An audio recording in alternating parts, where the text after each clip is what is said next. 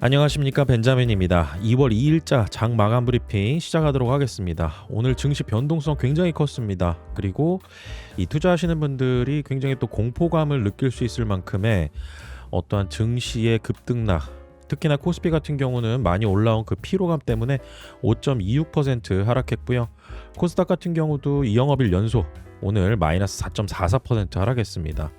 신호는 지난 영업일에 지난주 금요일에 있었죠. 케빈 워시 관련해 가지고 좀 이슈가 있었는데 미국 시장에서 이게 또 한번 두드려 맞으니까 국내 증시는 더 크게 또 움직였던 것 같습니다. 코스피 5.26% 하락해서 5천선 붕괴했고요. 5거래일 만에 종가 기준 5천선이 무너졌습니다. 장중 낙폭을 키우면서 매도 사이드카가 발동될 만큼 패닉셀링이 좀 나오기는 했는데 외국인과 기관이 합산 4.7조 원 넘는 매물을 쏟아내며 지수 폭락을 주도했습니다. 그리고 코스닥 같은 경우는 마이너스 4.44% 이틀 연속 폭락입니다. 장중 한때 반등을 좀 시도했었어요. 그런데 금리 인하 기대감 후퇴와 차익 실현 매물에 밀려서 4% 넘게 급락을 했습니다.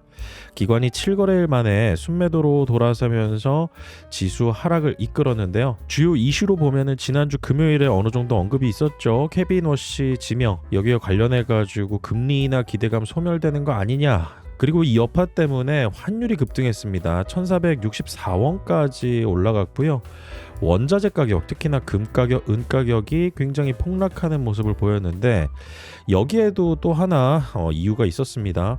이 금과 은을 담보로 해서 또 레버리지 일으켜가지고 운영하는 그러한 투자 회사들이 금 가격과 은 가격이 하락하니까 이 증거금 채워넣느라고 이 아시아 증시에서 돈 빼는 거, 그리고 강제 청산당하는 거, 이런 것들 때문에 이 수급이 더 강하게 또 썰물처럼 빠져나갔다라는 거. 오늘 같은 경우는 역대급 수급 이탈이 있었습니다. 그리고 많이 올라간 만큼 수익 실현에 대한, 그리고 또 불안감에 대한, 수익의 확정에 대한 이런 부분들이 커진다라는 거 꼭 기억을 해두시고, 사이드카도 오늘 발동했고 외국인과 기관 동반 순매도 폭탄 이어졌습니다.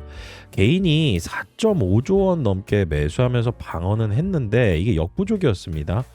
하지만은 항상 주가가 빠질 때, 증시가 하락할 때 외국인과 이 기관 같은 경우는 하락폭을 더 키우고 개인 투자자는 반대로 순매수하면서 여기에서 역발상 투자 전략, 그리고 또 떨어졌을 때 더 사는 거, 이런 패턴들이 대부분 일어나고 있는데요. 이번에도 또 맞는지 또 한번 봐야 되겠습니다. 그리고 주요 종목 동향 사실 뭐 대부분 다 하락해서요. 코스피 전업종 하락했고요.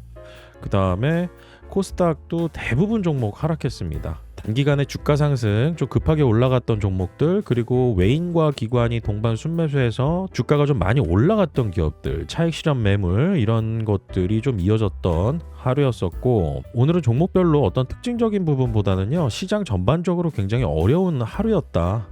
그래서 오늘 케빈 워시 쇼크가 증시 정면으로 타격한 하루가 됐는데, 단순 차익 실현을 넘어서 금리 경로의 불확실성이 커지면서 외국인과 기관 자금이 기록적인 수준으로 빠져나갔습니다. 금리 급등하면은 외국인 자금들 이탈합니다. 특히나 미 국채 10년물 수익률, 그리고 우리나라 같은 경우는 3년물 국채 수익률, 이것도 굉장히 좀 모니터링해서 봐야 되는 그러한 중요한 변수 중에 하나입니다. 오늘 반도체, 자동차, 2차 전지 등 그동안의 주도 섹터 모두 급락하고 금속 업종까지 무너지면서 시장의 공포 심리가 극에 달했는데요. 오래 걸리지는 않을 거라고 보는데 그래도 당분간은 보수적인 관점 유지하면서 환율 안정 이거 봐야 되고요.